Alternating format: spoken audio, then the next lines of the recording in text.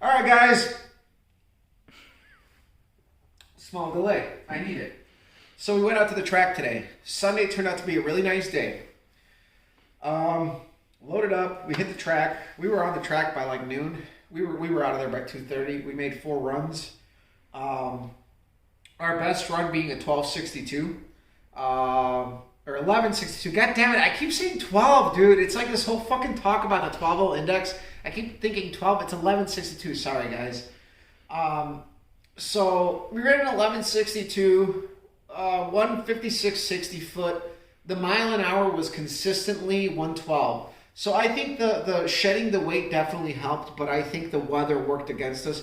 Um, when we got there, air quality was still pretty good. It was nice and cool, and then the sun came out and the humidity started to like really shoot up. So um, I think if we were to go out at night, we might be able to scrape an 1150 out of it, a straight 1150, I think.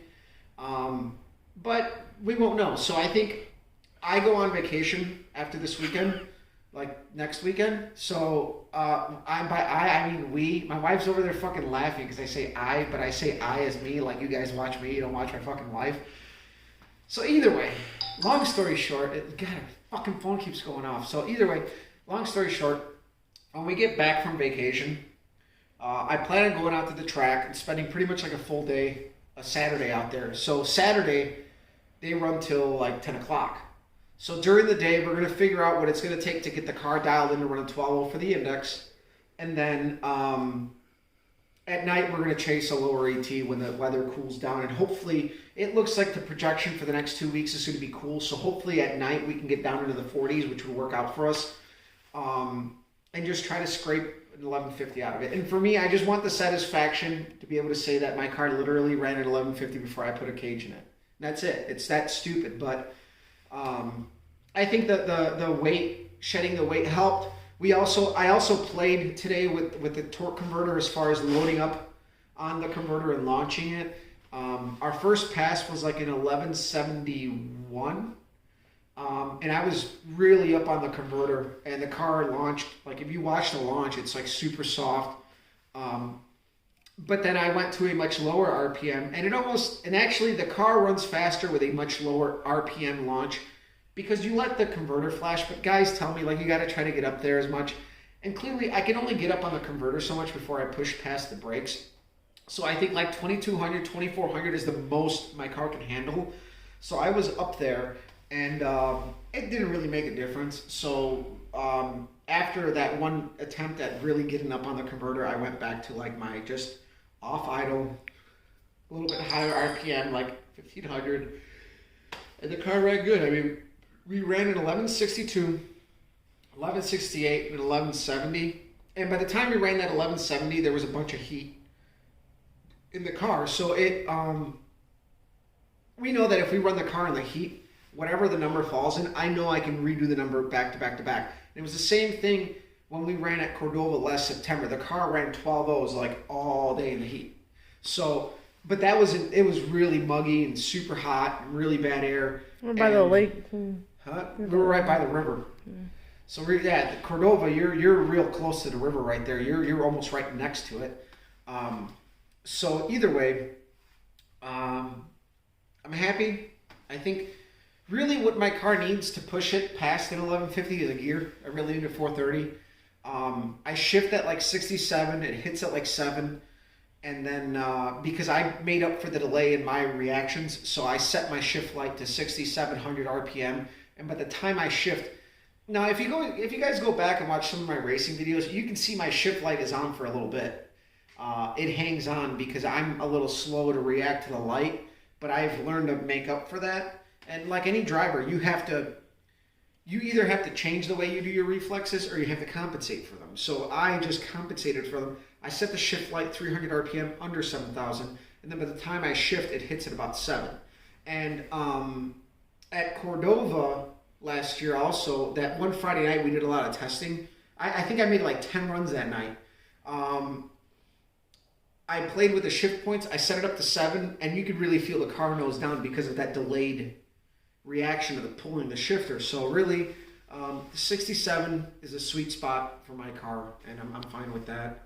So I think from here, oh, by the way, I'm tired, dude. I get like really bad anxiety like before I hit the track. So that like those 3 hours where I spent like 3 hours between loading up the car, loading up the Suburban, and getting to the track. I killed 3 hours to be pretty much like 3 hours on the track.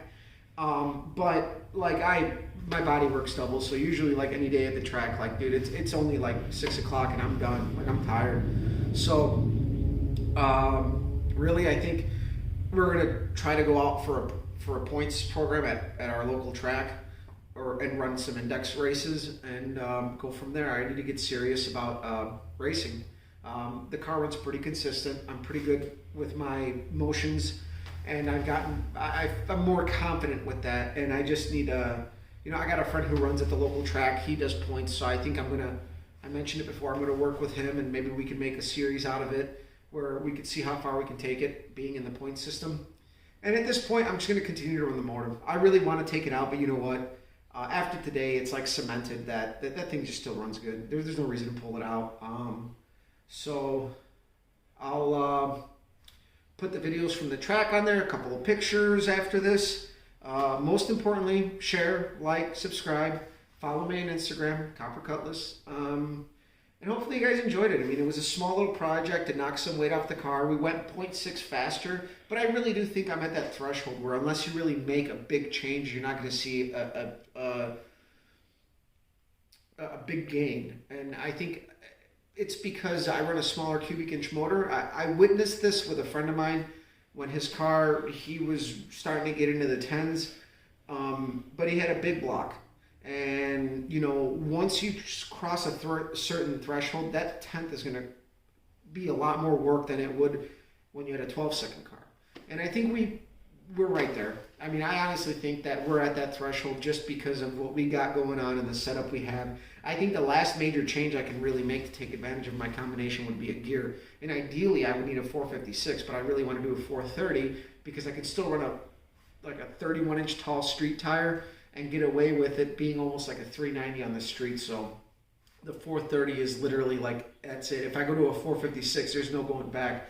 That's a big change.